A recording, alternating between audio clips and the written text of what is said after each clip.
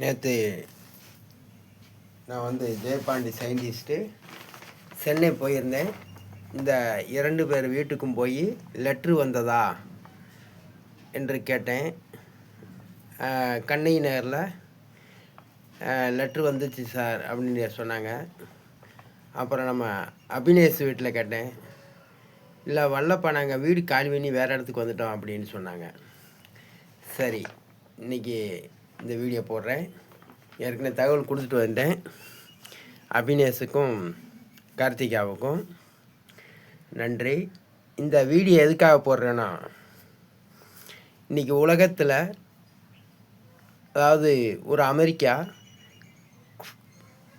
பெட்ரோலை அந்த நாட்டை ஆண்டுக்கிட்டு இருக்கவனை அவனை கைது பண்ணி வச்சுட்டு அவன் பொண்டாட்டியை வச்சு அந்த நாட்டில் ஆட்சியை நடத்த சொல்லி அந்த பெட்ரோலை இது அமெரிக்கா போய் அந்த பெட்ரோலை களவாண்டு இந்தியாவுக்கு கொடுக்குறேன், அது வரைக்கும் நீ ரஷ்யா கிட்ட நீ வாங்கிக்க 30 நாள் வரைக்கும் பெட்ரோலு அப்படின்னு திருட்டு பெட்ரோலை வாங்கி பிரதமர் மக்களுக்கு கொடுக்குறாரு. இங்கே ராமர் பிள்ளை பெட்ரோல் தயாரித்து தரேன்னு சொல்லும்போது அவனை ஏற்றுக்கொள்ளலை.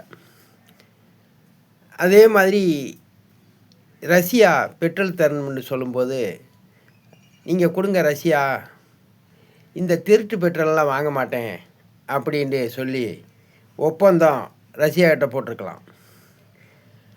ஆனால் ரஷ்யாக்கிட்ட போய் 30 நாள் வரைக்கும் வாங்கிக்கேன்னு அனுமதி கொடுத்தது பிறகு மோடி ரஷ்யாக்கிட்ட போய் வாங்குற. ஆனால் திருட்டு பெட்ரோலை விற்கக்கூடிய அமெரிக்கா கிட்ட தான் அனுமதி வாங்குற. அப்போனா அந்த இவிஎம் மிஷின் இருக்குல்ல, ஓட்டு போடக்கூடிய இவிஎம் மிஷின், அந்த மிஷினு பார்த்தீங்கன்னா, அப்போ அந்த மிஷின் அமெரிக்கா பயன்படுத்த சொல்லிருக்கு. அப்படி தானே உண்மை? அமெரிக்கா இந்த இவிஎம் மிஷினை ஒரு நாட்டில் பயன்படுத்து, மக்களை, டெக்னாலஜி தெரியாத மக்களை ஏமாத்து என்று சொல்லியிருக்கு. ஆனால் இந்த இவிஎம் மிஷினை அமெரிக்கா சொல்லி தான் இந்தியாவில் பயன்படுத்தியிருக்கீங்க. ரைட்டு. ஒரு இந்திய பிரதமர், ஒரு ஆளக்கூடியவன் ஓட்டு போட்டு அவனே திருட்டு பொருளை வாங்கி மக்களுக்கு சேவை பண்ணுறாரு. மோடியுடைய ராஜதந்திரத்தை பார்த்தீங்களா அப்படின்ட்டு பிஜேபி கட்சியிலேருந்து சில பேர் பேசுனாங்க. சரி, அவர் செய்வது நியாயம். திருட்டு பெட்ரோலை வாங்குவதற்கு மக்களுக்காக குறைச்ச ரேட்டாக கொடுக்க போகிறாரு அப்படின்ட்டு சொல்கிறாரு. அப்போ மோடியுடைய சேவையில் நான் பாராட்டுறேன்.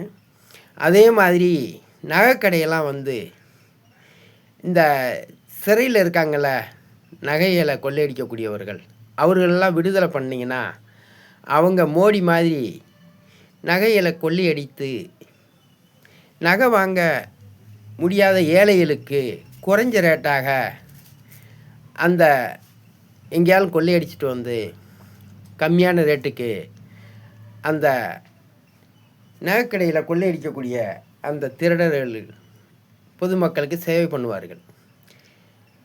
அப்போ அவர்களை மட்டும் சிறைக்குள்ளே அடைச்சி வச்சுருக்கீங்க. திருட்டு பெட்ரோலை வாங்கக்கூடியவன் மோடியை நாட்டு ஆள வைக்கலாமா? ஒரு நகைக்கடையை கொள்ளையடித்து அதன் மூலமாக ரோடு போட்டிருக்கான். எத்தனை பேர் திருடன், கொள்ளையடித்த திருடன் எவ்வளவோ நல்லதும் செஞ்சுருக்கிறான். அது குற்றம்ன்றோம். நீ ஒரு பொருளை களவாண்டு நீ நன்மை செய்தாலும் நீ குற்றவாளி தாண்டு.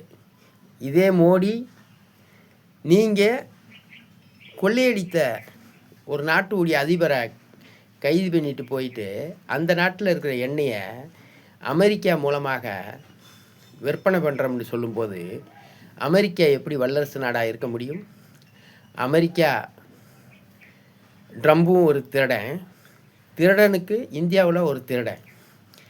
அப்போ அந்த திருட்டு பொருள் பெட்ரோலை வாங்கி நீ போடும்போது என்ன சொல்கிறான் எடப்பாடி எல்லோரும், நாங்கள் வந்து எல்லாருக்கும் இலவசம், முதியோர் ஆண்களுக்கு இலவசம் பஸ்ஸு, பெண்களுக்கு இலவசம்ன்றான்.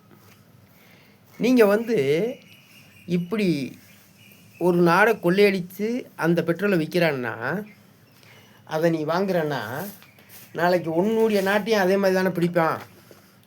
ஆனால் பரவாயில்ல, ஈராக்கை வந்து பாராட்டலாம். ஏன்னா இதோ இந்த நாடை பிடிச்சாச்சு, அந்த பெட்ரோலை வாங்கி அந்த பெட்ரோலை ட்ரம்பு விற்கிறான். அது மாதிரி ஈராக்கு நாட்டையும் பிடிச்சிருவான்ட்டு ஈராக்கு நாட்டுக்காரங்களை அடிமையாக்க சொன்னான். இந்த மனிதனை குண்டை போட்டு அழிக்கிறான். அழித்த பிறகு அந்த நாட்டுடைய நிர்வாகங்கள் என்ன செய்யுது, அமெரிக்காவுக்கு எதிர்த்து சண்டை போட்டு இன்றைக்கி இந்த ஈராக்கு தான் வெற்றி பெற்றிருக்கு. எப்படி அடிபணிய மாட்டேன், என்னுடைய நாட்டுடைய வளங்களை பெட்ரோல்களை நான் தான் விற்பதற்கு தீர்மானிப்பேன் என்று இது பண்ணுறாங்க. அதே மாதிரி சீனாவும் ரஷ்யாவும் இந்த ஈரானுக்கு சப்போர்ட்டாக இருக்காங்க.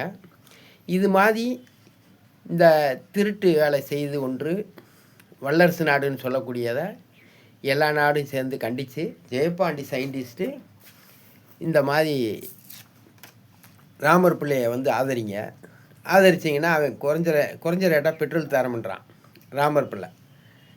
அதை இது பண்ணலாம். ஆனால் போய் ஒரு நாடை ஆண்டுக்கிட்டு இருக்கவனை போய் அவனை உள்ளே பிடிச்சி போட்டுட்டு அவன் நாட்டுடைய எண்ணெயை வாங்கிக்கன்னு சொல்லும்போது, பிரதமர் வாங்கும்போது இந்த நாட்டுக்கு அவமானம், இந்த பிரதமருக்கு நம்ம ஓட்டு போட்டது ஒரு அவமானம். பாருங்கள், இந்த 2 பேருக்கும் ஒரு 5 கோடி ரூபா கூட பிரதமர் மோடி கொடுக்கவில்லை. ஒரு 5 கோடி ரூபா கொடுங்க கார்த்திகாவுக்கும் அபினேஷுக்கும்.